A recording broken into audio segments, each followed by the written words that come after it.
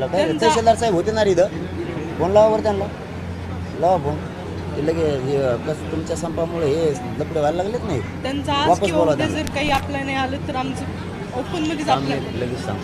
सगळ्याच विद्यार्थ्यांचा प्रश्न मिळेल, मागच्या राज्यातल्या सगळ्या विद्यार्थ्यांचा प्रश्न असेल. हो, आपल्या मराठा समाजात आहे, बाकी समाजाला त्यांनी केलंय रजिस्ट्रेशन. मराठा समाज बसले. आणि मागच्या वेळेस आहे की मुलीने आत्महत्या केली तेव्हा चंद्रकांत दादा पाटीलनी सांगितलं होतं की मुलींना ऍडमिशन घ्यायचं आता इंजिनिअरिंगसाठी जी कॉलेज मला भेटते तिथं 82,000 रुपये फीस आहे. आणि जर ACBC भेटलं तर मला 10,000 रुपये माझं ॲडमिशन. 82,000 रुपये हां, जर ओपनमध्ये करायचं सर. आणि ACBC जर मला लागू झालं तर मला 10,000 रुपये लागतात. लगेच करून द्यायला होते सगळ्याच विद्यार्थी आले ना, लगेच करून द्यायला. हा मुद्दाच कोणी घेत नाही. मग आंदोलन त्यासाठी ना, आता तुम्हाला आरक्षण मिळावं म्हणूनच आहे ना.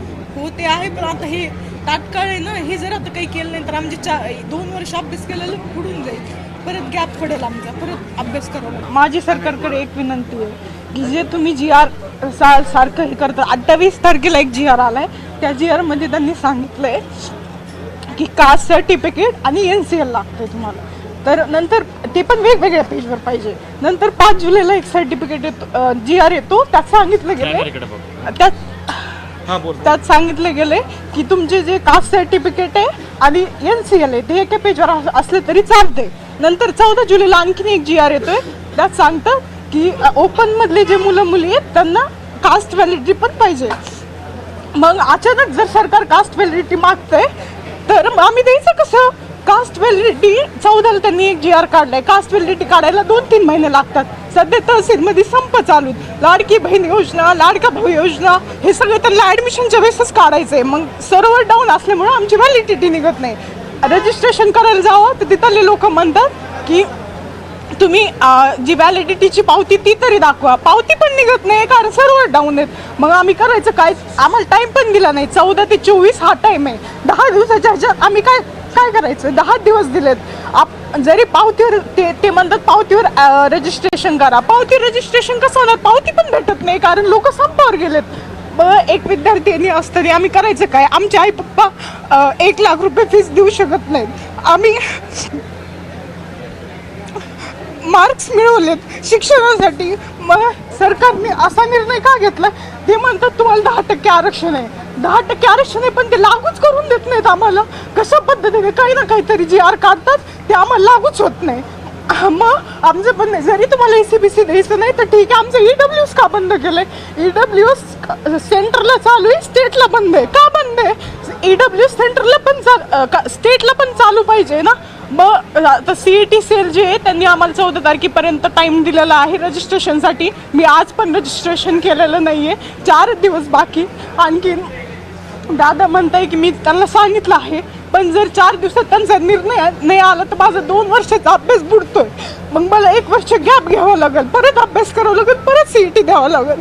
मग त्यासाठी माझं सरकारला एवढं म्हणणं आहे की लवकरात लवकर ACBC साठी काहीतरी निर्णय घ्या. आणि जरी तुम्हाला व्हॅलिडिटी पाहिजे तर व्हॅलिडिटी घ्या, पण 2-3 महिन्याचा टाइम द्या. आमचे रजिस्ट्रेशन कॅन्सल करू नका. दादा त्यांनी व्हॅलिडिटीला तुम्ही म्हणतात ना की 6 महिन्याची टाइम मागितला. त्यांनी आम्हाला सांगितलं जर व्हॅलिडिटी नाही भेटली तर तुमचं इंजिनिअरिंगचं ॲडमिशन डायरेक्ट कॅन्सल करता येईल. असं नाही की ओपनमध्ये कन्वर्ट करता येईल, नाही. त्यांनी असं सांगितलं की डायरेक्ट कॅन्सल करता येईल. मग कॅन्सल झालं तर आम्हाला घरीच बसावं लागेल, परत तेच करावं लागेल. ते करणं नाही शक्य. माझे आई पप्पा 1 लाख रुपये फीस देऊ शकत नाहीत. मी ACBC कॅटेगरीमध्ये बसते. मला आज एक इंजिनिअरिंग कॉलेज अलॉट होते जिथे फीस 82,000 आहे. जर ACBC मला लागू झालं तर मला 10,000 रुपये फीस द्यायची गरज पडती. पण जर मी आज घाबरून जर ओपनमध्ये ॲडमिशन केलं तर मला तिथे 82,000 रुपये द्यावं लागतील. त्यामुळे माझी सरकारला विनंती आहे की आता लवकरात लवकर तुम्ही यावर निर्णय घ्या. 4 दिवस बाकी इंजिनिअरिंग रजिस्ट्रेशनसाठी.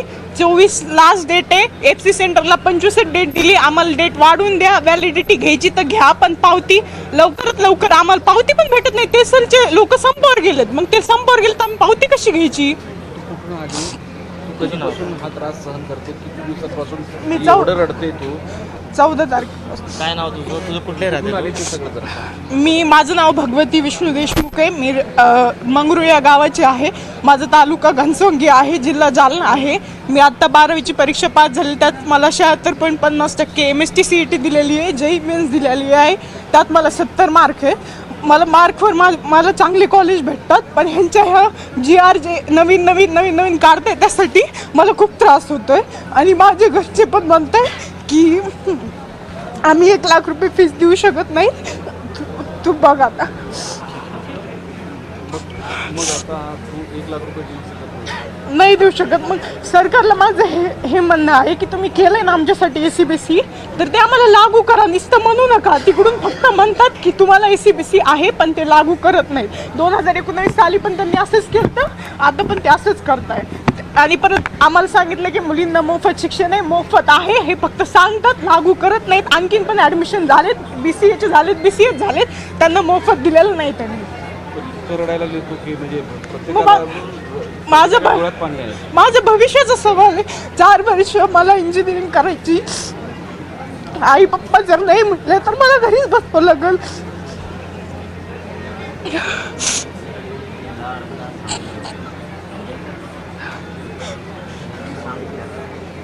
त्यांच्यापर्यंत हा आवाज गेलाच पाहिजे. बरेच जण म्हणत होते की दादांपर्यंत हा आवाज पोहोचो. आज आमदार आपले असले, मुख्यमंत्री आपला असला, तरी आपला आवाज कुणीच वरती नेत नाहीये. मला माहित होतं माझं ऑप्शन फक्त दादांपाशीच येणार आहे. मी इथं आले तर हा आवाज वरती जाईल, नाही तर मग मला तसंच बसवलेलं असतं. दादा लवकरात लवकर 4 दिवस बाकी रजिस्ट्रेशनसाठी. ABP माझा, उघडा डोळे बघा नीट.